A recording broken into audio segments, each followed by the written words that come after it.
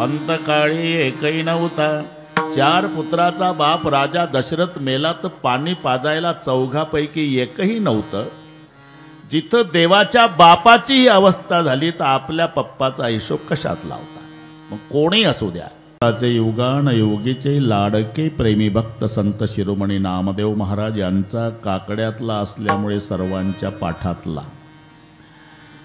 अभंगावर बोलण्यापूर्वी थोडासा परिहार. कशा निमित्ताने कार्यक्रम जमलेल्या सर्व भाविकांना या गोष्टीची पूर्णपणे कल्पना आहे. तुम्हा आम्हा सर्वांचे सुपरिचित पण आता आपल्यात नसलेले स्वर्गीय आबासाहेबजी होळकर यांच्या प्रथम पुण्यस्मरणार्थ त्यांच्या सर्व परिवाराच्या द्वारा त्यांचे पुतणे, त्यांची मुलं, त्यांचे नातवंड, सगळ्या होळकर परिवाराच्या द्वारा घडवून आलेला हा कीर्तनाचा सोहळा. यामध्ये परिवाराच्या वतीनं मला मिळालेलं निमंत्रण आणि म्हणून तुम्हा सर्वांच्या दर्शनाचा पुन्हा एकदा झालेला लाभ या संबंधाने उपस्थित सर्व गुणीजन मंडळी, मृदंगाचार्य, हार्मोनियम वादक, सर्व गायनाचार्य, टाळकरी महाराज, भालदार, चोपदार, विनेकरी, बसलेल्यातले सर्व महाराज, गुरुजीपासून विद्यार्थ्यापर्यंत सर्व महाराजांना मनोभावे वंदन करतो. बरीचशी मान्यवर मंडळी, आई बहिणी, वडीलधारी मंडळी, लांबून आलेले जाणते पारमार्थिक श्रोते आणि होळकर परिवाराचे नातेगोते, या सर्व गोष्टीच्या एकत्रीकरणानं कार्यक्रमाला लाभलेलं सौंदर्य.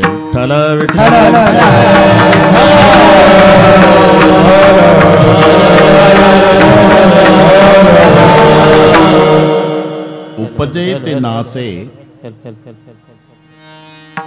नासले पुनरपि दिसे. आवाज क्लॅरिटी नाही,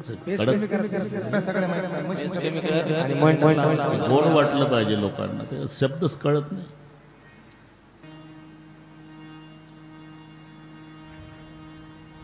ही घटिका यंत्र जैसे परिभ्रमेगा, उपजल्या पिंडा मरण सांगाते. जन्म झाला, मृत्यू ठरलेला आहे, मरावं लागणार आहे.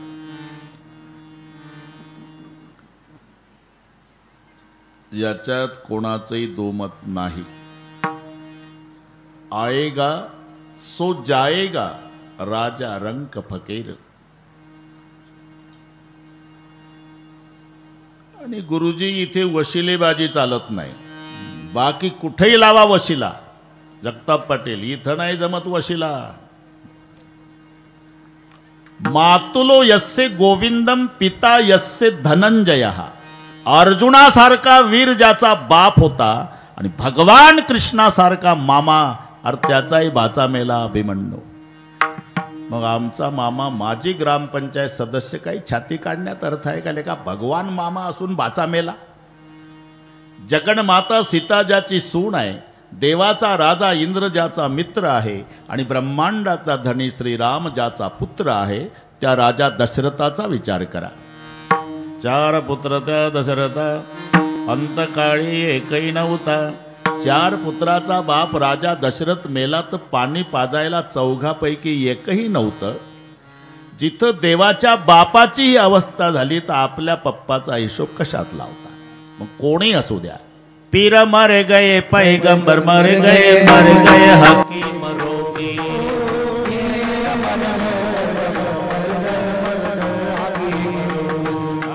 पीर मर गए, पैगंबर मर गए, मर गए हकीम रोगी.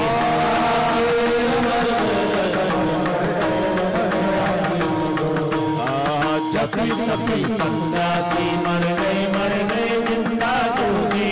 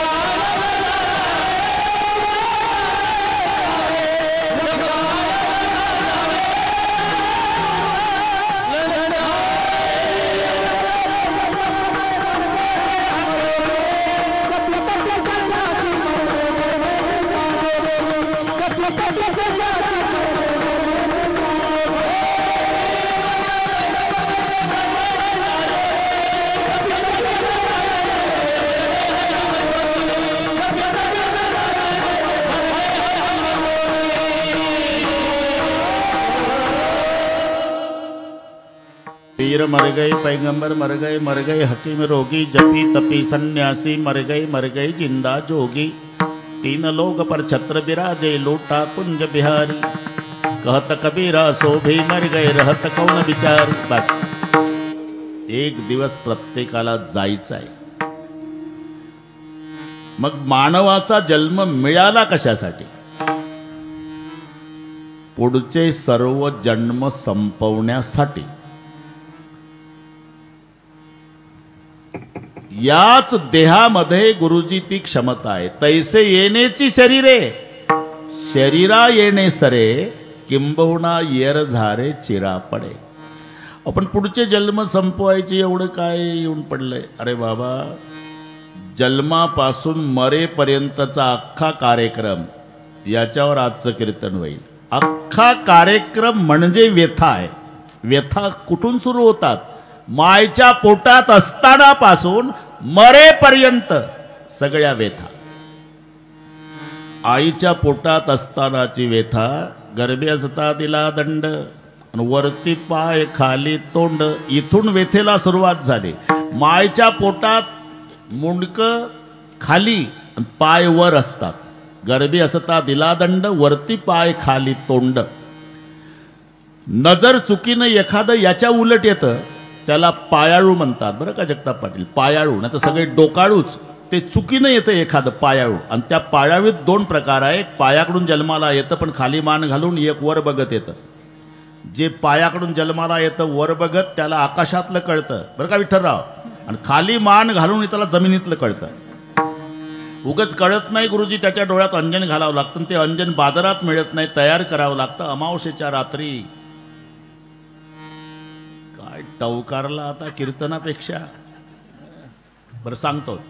अमावस्येच्या रात्री 12 वाजता 4 वस्तू मिळवायच्या: कावळ्याची जीभ, कोल्हीचं रक्त, पालीचं शेपूट, घुबडाचा डोळा। 5वी वस्तू आहे वट वाघोळीचा पंख। हे लक्षात राहील का यादी? 5 एकत्रित करायचे कोल्हीच्या रक्तामध्ये, मग त्याच्या डोळ्यात अंजन घातलं की ते म्हणतं, कशाला कोयते घेऊ घेऊ ऊस तोडायला जातो? तुझा जुना वाडा आहे ना गावातला, तिथं येडी बाबुळ आहे, तिथं जेसीबी लाव, 7 हांडे सोन्याच्या मोहरानं भरलेले आहे।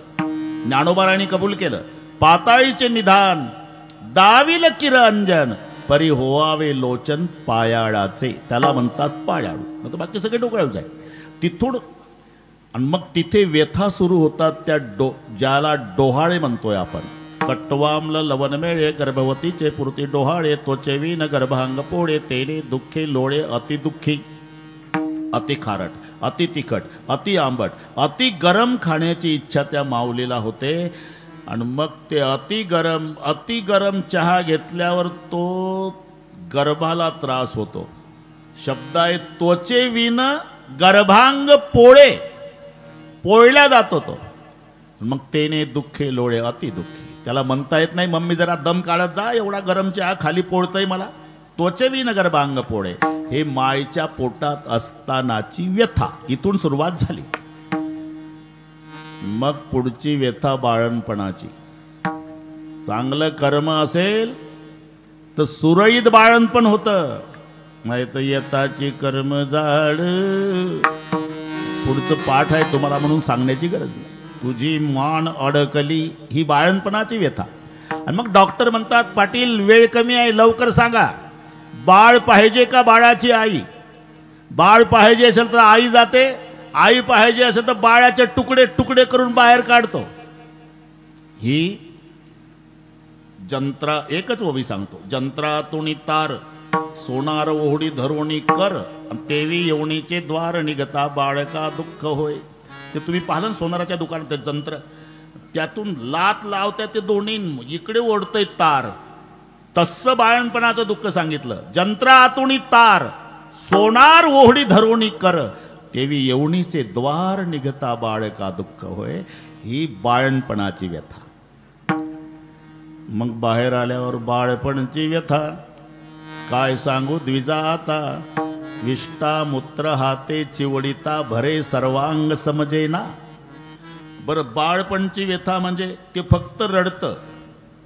बरं का जगताप पाटील, फक्त रडतं. भूक लागल्यावरही रडतं, पोटात दुखल्यावरही रडतं, त्याला दुसरं काही कळत नाही. पण होतं काय, पोटात दुखल्यावर रडतं तेव्हा मम्मीला वाटतं भूक लागली असेल, तेव्हा दूध पाजते.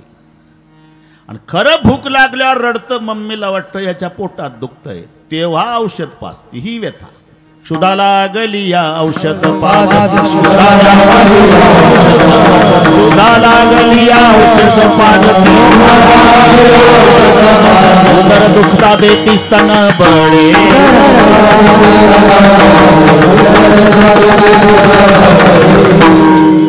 क्षुधा लागल्या औषध पाजती, भूक लागल्यावर औषध आणि पोटात दुखल्यावर दूध. क्षुधा लागली औषध पाजतीन, उदर दुखता देती स्तन बळे. हे बाळपणची व्यथा. ऐशा परी बाळपण खेळता वय गेले निघून, जननी म्हणे वाढे नंदन आयुष्य गेले कळेना. मग तारुण्याची व्यथा. तारुण्याच्या मध्ये न माणी कोणासी, सदा मुसमुसी धुळी जैसा वेठोणी वठोणी, बांधला मुंडासा मिरवित म्हैसा, जना माझी हाती दीडपान. वरतीच मान नाही तो सन्मान, भले असी स्वानाचे परी, हिंडे धारोधारी पाहे परणारी पापदृष्टी. ही तारुण्याची व्यथा. आणि मग तारुण्य संपल्यावर गुरुजी सुरू होते ती म्हातारपणची व्यथा. कधी जाऊन पाहत म्हातार त्याच पोझिशनवर दिसेल. हात कपाळाला लावून